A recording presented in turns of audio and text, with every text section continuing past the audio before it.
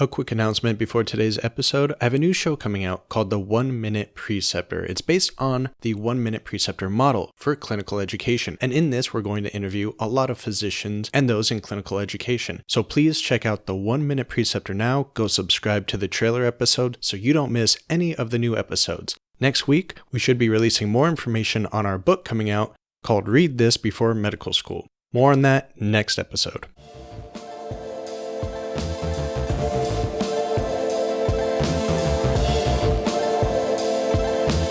Welcome to the Medical Mnemonists podcast, your source for memory techniques and accelerated learning in higher education.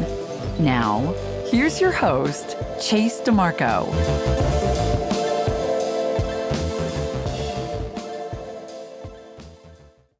On this episode, we have mental athlete Daniel Kilov joining us. He's been featured on TedX, written for the Mensa journal TableAus, and has performed in several Australian memory championships. He's also a national record holder for memory in abstract images and is a PhD candidate at Australian National University. Daniel, how are you doing today? I'm doing very, very well. Thank you. It's good to be here. Perfect. So what got you into memory techniques and the memory championship? Just a quick summation for people that might not know your backstory. I think, like many memory athletes, one of the reasons I became interested in the sport was precisely because growing up, memory had been a weakness of mine. I think that, people with memory problems, people with various learning disabilities are disproportionately overrepresented among memory athletes. So memory was a weakness of mine when I was at school, but at the time I didn't really care too much in the sense that I wasn't terribly interested in my studies as a school kid. But when I got to university, I started to really enjoy the things that I was studying. And then all of a sudden became something of an obstacle, my poor memory. And so I sought out ways to improve it. It was kind of by chance that I discovered memory techniques in the sense that I kind of wanted to improve my memory. I had this problem, but no solution. While I was doing some casual work in a library where I was basically putting these RFID stickers in all of their books, I stumbled across a book on memory and memory techniques. Now, ironically, I can't remember the title of the book or who it was by, but I tried one of the exercises and with no kind of previous experience, I was suddenly able to memorize this list of like 20 words after a single sighting. It was just like magic. So after that, I tracked down the Australian memory champion at the time, a guy named Tansel Ali. He was famous not just for his achievements at the Australian Memory Championships, but also because he memorized the entire Sydney Yellow Pages, 2 volumes. That's the phone book. And he did it in something like 14 days. I asked him 2 questions. The first was, is it true that anyone can learn to do this? And the second was, if it is, can you teach me? He answered in the affirmative to both of those questions. And so for the next sort of several months, I would trek across Melbourne, where I was living at the time, to basically study memory techniques under him. After that, I competed in my first Australian Memory Championships, and I came second after Tansel, after my coach, or set the national record for abstract images for the first time. And the rest is history, I guess. Awesome. I guess I could have probably pictured that, but I've never heard it actually stated that there is a disproportionate representation of those with memory and learning disabilities in memory championships. I seem to hear a lot of the same story. Everyone had a bad memory and really wanted to fix it and learned some techniques, started with a couple and just went on from there. Yeah. I mean, there's that saying that like all research is me search, right? I think that that's the thing that leads people to discover memory techniques is that they're sort of dissatisfied with their own memory. I can relate, definitely. So how'd you get placed for the TED Talks? I believe it was 2 different ones that I was watching earlier. How did that come about? Kind of by chance. The first one, I'm actually not entirely sure how I got the invitation to TEDx Canberra, which was the second TEDx talk that I gave, the second of the 3. The first one I gave was actually at TEDx Macquarie. That's the one that sort of everyone has seen. That's the one that went a little bit viral. And that one, I sort of won an invitation to. They had a kind of student speaker competition at Macquarie University, which is where I did my honours degree. The honours degree also, for your listeners that aren't from Australia, is like an extra year after an undergraduate degree where you do basically like a research project. It's kind of less intensive or less difficult than a master's thesis, but it can serve the same role. So if someone gets first class, if they get a top score for their honours year, then they go straight into a PhD program. So during my honours year, they were hosting the TEDx at Macquarie, and they had a student speaker competition. And I sort of heard about it very last minute, the night before the competition closed, from one of my fellow students. What I submitted actually was something that I had entered, a video I'd put together for a different competition, something that was related to my involvement in Mensa, which is actually still available on YouTube if you look up I think it's making communication memorable or something like that. This like short video presentation I put together. Anyway, it didn't work for the Mensa thing. I lost out that, but I won the student speaker competition. And so I kind of won the opportunity to speak at TEDx Macquarie. That's kind of cool. At least you already had it ready and got on TEDx, and I've kind of always wanted to be on that show, so a little envious.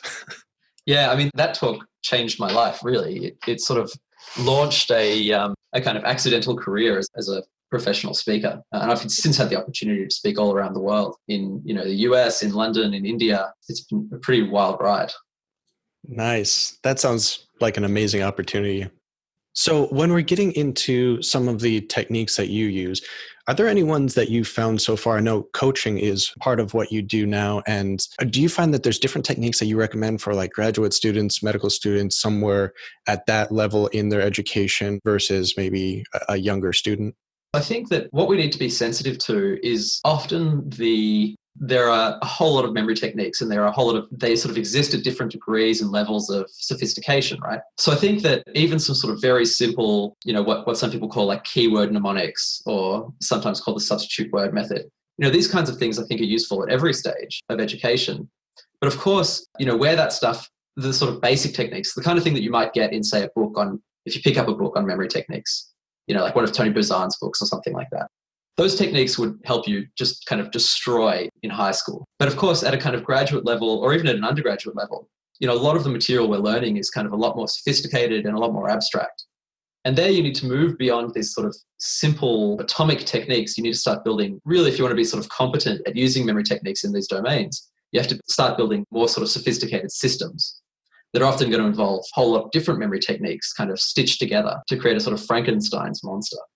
What I try and do with my students is teach them not just the basic techniques, not just what they could get from books, but also to try and help them build mnemonic systems that they can then take into whatever domain they're trying to learn in or excel in, and they have that kind of ready-made thing, right?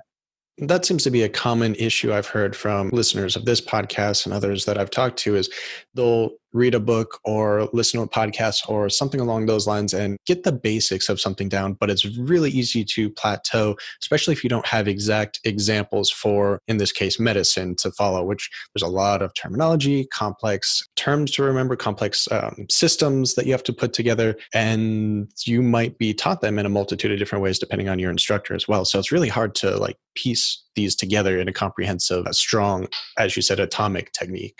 That's exactly right. And I think that it gives a lot of people the impression that memory techniques aren't useful in these kinds of sophisticated contexts. It's easy to understand as well why all the memory books are the same, because most of the memory books are written, or why most of them are like this, because most of them are written by memory athletes. And of course, memory athletes are just memorizing very, very simple things. They're memorizing a lot. The volume, the speed is incredible, but they're still just memorizing simple strings of numbers or simple lists of words. It's easy to see why people get the impression that they sometimes do that these techniques aren't suitable for more complex material. But as I say, you'll be disabused of that notion very, very quickly if you just kind of cast your gaze back in time a little bit, because these techniques originated and the use of these techniques historically were in contexts where the stuff being learned was very, very abstract and very, very sophisticated.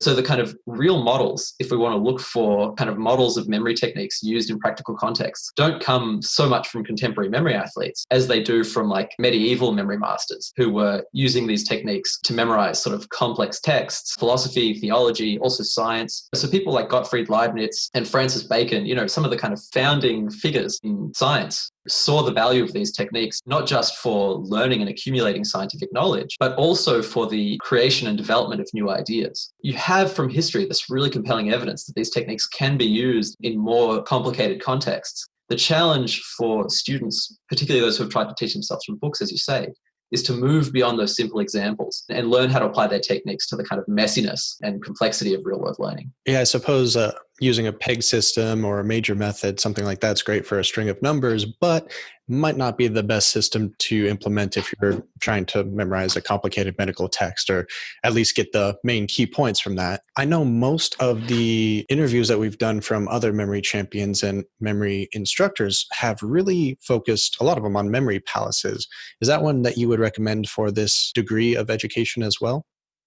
Yeah, absolutely. I mean, of course, you're never just using memory palaces. The memory palace is a way of storing or of organizing information, but you're still going to need other techniques, other methods for encoding that information, for like transforming it into a form that you can actually place in a memory palace. Let's take the numbers. The major system is not just for memorizing numbers sort of on the fly. You can still use the major system to encode numerical information that you then store in memory palaces, for example. So the memory palace is certainly, it's one very powerful technique and very sort of easy to use technique, but you're still going to need to think about how you're organizing your memory palaces. Take, for example, there's a mnemonist from the 16th century, a guy named Peter of Ravenna. He wrote this text called the Phoenix, which was very popular at the time. He bragged of having memorized over 20,000 legal points, 1,000 texts by Ovid, 200 of Cicero's speeches and sayings, 300 sayings of philosophers, 7,000 texts from scriptures, and a host of other classical works. I'm quoting now from a book I have in front of me. For leisure, he would reread books cached away in his many memory palaces. When I left my country to visit as a pilgrim the cities of Italy, I can truly say I carried everything I owned with me, he wrote. To store all those images, Peter started with 100,000 loci, but he was always picking up new memory palaces as he traveled across Europe. He constructed a mental library of sources and quotations on every important subject, classified alphabetically. He boasts, for example, that filed away in his brain under the letter A were sources on the subjects, I'll skip the Latin, about provisions, about foreign property, about absence, about judges, about appeals, and about similar matters in our law which begin with the letter A. Each piece of knowledge was assigned a specific address, and then if he wanted to find any particular piece, he could just reach into the proper memory palace, the proper chamber of the proper memory palace, and pull out the appropriate source. And so it's not just about having the memory palaces. When you have that degree of complexity of information, you then need additional systems to help you actually keep track of all your memory palaces. I'm a big fan of the method of loci or memory palace. It's an indispensable tool in the mnemonist's arsenal, but it's still, we've got to start moving beyond more kind of simplistic conceptions of how these things are, in terms of how these things are presented and also how they're used in memory competitions. So an example that I've heard used before as a potential way to set this up would be, let's say if you're a first-year medical student, you have certain courses that you have to take, certain disciplines, microbiology, anatomy, physiology, all of these different courses that instead of setting up your memory palaces by alphabet, as is in that example and several others I've heard, to do it by discipline. But even then, unless you have a very large palace to stick all of your visuals in, it could easily get overrun. Are there maybe some cautions towards that mentality or some other way that you could picture doing it for a large text like that that's very, very dense? One of the problems or challenges of using the memory palace is precisely this, that at least on the normal way of thinking about it, they have a certain kind of inflexibility. So if we plan out our memory palaces before we start memorizing, and let's say we sort of plan out, this memory palace has like 100 stages, and then we fill those 100 stages with information. Let's say we're memorizing historical dates, and we sort of lay down, let's say we memorize the 100 most important dates in history, and we build a memory palace with 100 stages, and we go through and we put them down. One problem with this is, well, what happens if we go back and learn more dates?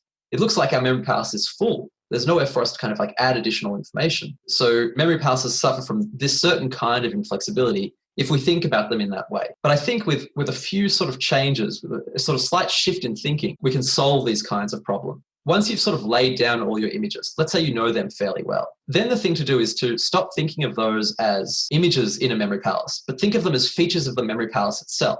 Think of them, so in the same way, you might have like, let's say one part of your memory palace originally might have been a table. And then, on the table, you place an image that represents something. Let's say that image is like a panda bear juggling pineapples or something. I don't know what this could encode, but let's just pretend. Okay. Well, after a while, after you know that stuff really well, then you can go back and you can actually think of the panda bear juggling pineapples as a stage in your memory palace, as part of the landscape. And then it actually becomes a kind of location upon which you can add further images and further elaboration. And so you can think of these memory palaces as becoming sort of increasingly, as they become sort of increasingly densely populated and more detailed, what you're actually doing is sort of increasing the level of resolution on the memory palace. And so you can sort of expand them like that. So that's one way of overcoming this challenge of the seeming inflexibility of memory palaces. For that, I was just thinking of one issue that I've had in the past trying to add to previous mnemonics, and that is, at least in my experience, they have to be related to what you're sticking it on. You can't necessarily mix and match different topics or it's going to easily get too confusing. That's a really good point. So in this case, you can stick like later dates on other dates. Let's say we're memorizing a list, let's say of like the countries, top 10 most populated countries or something. Again, this is a simple example, but you'll see how we can start to elaborate on it. So we have one country, one image per country in each memory palace. Well, then we can go back and we can attach another image to that original one. Like we can sort of stick it on top, but it's got to be kind of related in the right way. So let's say we want to remember that Dhaka is the capital of Bangladesh. We might have, let's say, Bengal tiger is our image for Bangladesh. And then we might imagine a duck, because it sounds like Dhaka, just sort of sitting on top of the tiger or whatever. So this is kind of related, yeah. And I could do the same thing. I could associate other things about Bangladesh, maybe some images encoded by the major system or whatever system, that represents like the population or something like that. But as you say, it's kind of got to be related in that sense. And it seems like it would be difficult to do this in a medical course in the aspect that there is so much material and you don't know just the quantity of it. So you're not going to be able to plan it out properly. The best you could do is, let's say I take a pharmacology course for an example.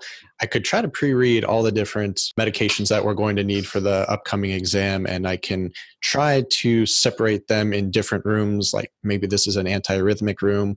This is an antibiotic room, or something along those lines. And then later on, I could go add in side effects to the initial visual that I created. But even then, like it gives you some variability, but it's still going to be extremely difficult to properly plan for, it seems, especially if you're learning it bit by bit throughout the chapters, not skimming through the entire book ahead of time, which is probably not conducive. Then there just seems to be a lot of issues if you don't have enough knowledge going in. That's absolutely right. And it's why the memory palace should be one tool among many. There are workarounds. And I'm sure if you talk to other memory athletes, they'll give you possible solutions. But history of memory techniques is much richer. In fact, it's much richer even than the kind of Western tradition of the art of memory. So there's been a lot of interest recently in indigenous memory techniques from around the world.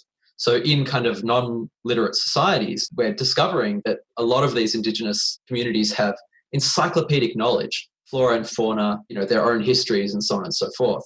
It's worth looking for inspiration at these other kind of indigenous cultures which of course kind of converge on the same principles and are animated by the same principles and concepts of the techniques in the art of memory, this Western tradition that goes back to ancient Greece, but have their own kind of profile of strengths and weaknesses. So to take one simple example, there's this thing called a Lukasa board, a memory board of the Luba people. It's basically a kind of like piece of wood. It's got sort of attached to it in various configurations, beads and shells and other bits and pieces. And then it becomes a kind of landscape in miniature. They sort of become so familiar with the particular grain of the directions and swirls of grains of wood and the contours and beads that every part of this board is effectively like a kind of memory palace to which you can sort of attach things. But of course, one of the advantages of the Lukasa board over architectural memory palaces is that this can be modified in various ways. It's fairly easy to kind of add things on. You could potentially, move things around and so on. There are a whole range of additional memory techniques that can be employed effectively in educational contexts that have their own strengths and weaknesses.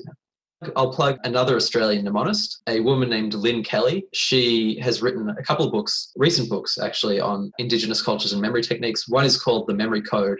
The other is called The Memory Craft. In fact, she'd be a great guest for this podcast. She knows far, far more about Indigenous memory techniques than I do. And she's done some pretty interesting experiments as well, where she's kind of replicated and built some of these systems and then applied them in interesting ways. She's memorized all of human history and memorized the birds of Australia. And she's a serious academic as well. She did this as part of her own academic research. I'm wondering if I might be mixing this up completely, but I was listening to either a TED Talk or a podcast, and it was related to Indigenous people not using maps. They had completely different mnemonic techniques to perfectly describe to each other within the tribe for like dozens of miles away. And this is all by foot, obviously. So there's some interesting techniques there. I'm not sure if that's related to her work or not.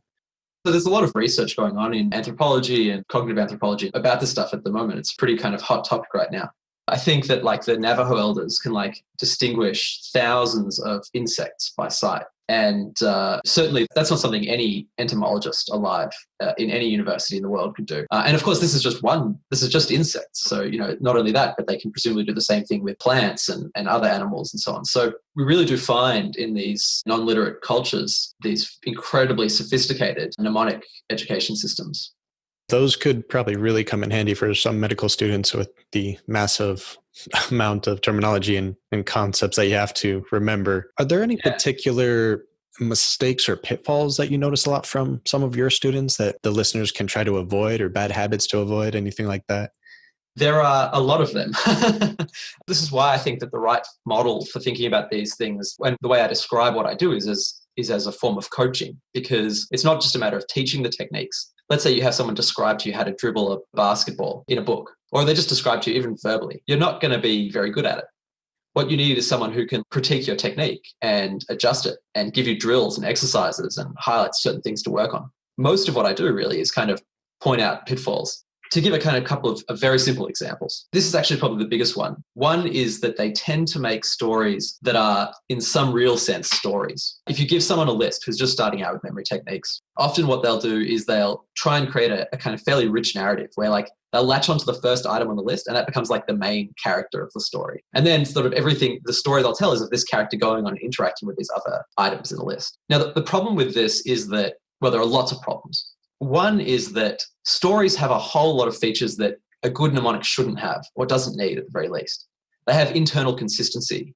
They have plot arcs. They have recurring characters, recurring elements. Now, if you're trying to keep track of all of these things, then that's going to be additional load on your cognitive resources. And at a certain point, if you're trying to keep track of all of these things all at once, it's going to basically mean that you're going to hit a hard limit. Well, you're going to hit a limit of kind of how much you can, how long your sort of, or sophisticated or complex your networks or chains of associations can be. Because while you're trying to come up with this stuff, you're trying to keep track of everything that's gone on all at once. Good mnemonic networks or good mnemonic chains or whatever, whatever the sort of structure is, they don't have to be like that.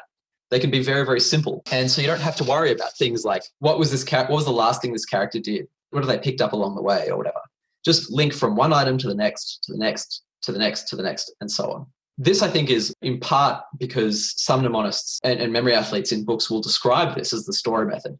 But it's not. It's not a story at all. It doesn't have any of the features that a good story should have. A good mnemonic story is a really bad story often.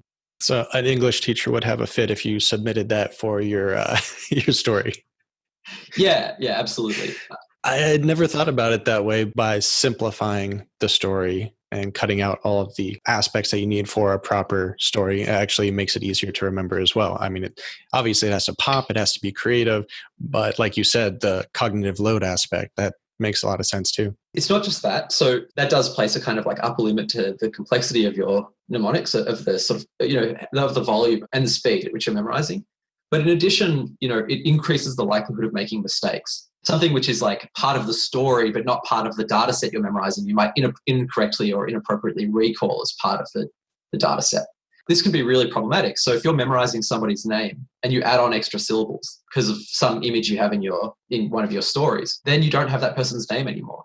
Let's say you've got a bunch of images and you know that most of them are numbers that are supposed to represent something, but one of those images you think maybe you just incorporated because it helped make the story good, made it improve the story as a story, but it's not actually part of the original data set. You don't know which of those images you're supposed to translate back into numbers. You're at the risk of, let's say you're memorizing someone's phone number, you're at a party, you meet somebody cute and you want to get their digits, they give you their phone number. If you have an extra digit or something, or an extra image that you're not sure which of those images is the number and which of them aren't, you don't have a phone number anymore. This kind of thinking of these things like a story not just makes it harder to memorize, not just sets a limit to how fast and how much you can remember, but also increases significantly the risk of making an error in recall. That makes sense. A lot of distracting material, which medical students should be somewhat used to because they purposely make board exam questions like that now with a bunch of distractions, and the answer choices have to be very close to the right answer. So being aware of distractors is a good habit for all aspects, including your memory training. Yeah. Okay. Are there any other pitfalls that are very common that we might be able to cover pretty succinctly here? As I say, I think that, again, this is not the fault, I think, of memory students. This is a fault of memory athletes in the way that we often communicate. If the only impression that a person has of the world of mnemonics is of memory sports, it's a little bit, you can hardly blame them for coming away with the impression that this is like very, very impressive, but pretty useless, right? It's a little bit like if your only exposure to cars is Formula One races, where you see these cars driving really, really fast, but only around in circles. You're going to think this is really impressive, but also useless. And you're going to miss the potential usefulness of cars in the real world. Even though, what we do when we drive around, the cars look very different. The way in which we drive looks very different. And the same thing, I think that a lot of the times a mistake that students make is just to underestimate the ways in which memory techniques can meet the demands of what they're doing. And so they too likely or too easily settle for these kind of very simple implementations or expressions of the techniques, in terms of just like memorizing terminology or something like that. I think maybe this will relate to that a little bit. When I first started, I was practicing the very, very basics, and that would be like the PEG system for basic number associations. And I'm like, I'm never going to need this for any of my medical studies. Very rarely do you need to remember numbers in medicine, besides a few chromosomes here and there. But I found it was actually useful for sort of enticing creativity and just getting some practice using the same images in new and different ways that can be elaborated on more as you get to more advanced techniques. Yeah, absolutely. And everything you learn at the early stages remains potentially useful. One of the first memory techniques that I learned, was the number, it's like PEG words, the number shapes or number rhyme. Now, obviously I don't use those for encoding numbers because I have the major system, but I still use my number shapes. I just kind of converted them into a person action object system. Now I can generate 1,000 distinct images from this simple system, from this originally just sort of 10 image system. And I use that as a tool basically for organizing other memory systems so that now each memory palace I have can be assigned a distinct numerical address. And I can kind of cycle through all of them. The way I think about it is like, have you ever seen the science fiction show from the 90s, Stargate? Hold on. Oh, awesome. Okay, great. Yeah. For the audience, I just showed my tattoo that is a TARDIS going through a Stargate. So that's kind of how I think about this system, right? Because what I have are these sort of, one way of thinking about the combinatorial systems, the person action object systems, which originated actually they were sort of brought to their fullest expression in the Renaissance by this mnemonist named Giordano Bruno, is you can think of them like interconnected rings. And each, as the rings sort of turn, they line up to different combinations of letters, or in my case, numbers. And each of those will generate a distinctive image. And so in the same way, I kind of think about these rings like the Stargate, the coordinates that, in the Stargate. The chevrons. Sort of spinning and then kind of matching up. And then that sort of, I walk through and it leads me to a certain memory palace. That's awesome. I've had so many people talk about Star Trek and Star Wars. No one has brought up Stargate. So thank you for that. Now I have all of the nerdiness on my show. Fantastic. It seems like there are just infinite combinations. It's really about practice and creativity. And for students that are very busy with their academic careers, then they might not have the time for this. And obviously developing a community is great. We have the Medical Mnemonist Mastermind on Facebook, but it's very hard to get people to interact with those types of things. So maybe if someone is looking more for personal coaching, then that would be something that they could contact you for as well. Before we get to all of the parting words here, I do have a way I generally end this, and that is with just 3 wishes. So you ready to make some wishes? Yeah, let's do it. All right. So is there anything that you wish you could remember better? Oh, I mean, everything, right? Like there's a certain sense in which our kind of the richness of our experience of the world is predicated by sort of how much we know about it. I live near the botanical gardens and I love walking through the botanical gardens here in Canberra. They're beautiful, but I don't really know much about plants. They're just very pretty to me. But if like a botanist walks through the botanical gardens, they have a kind of far, far richer experience of the gardens in virtue of how much they know about them, right?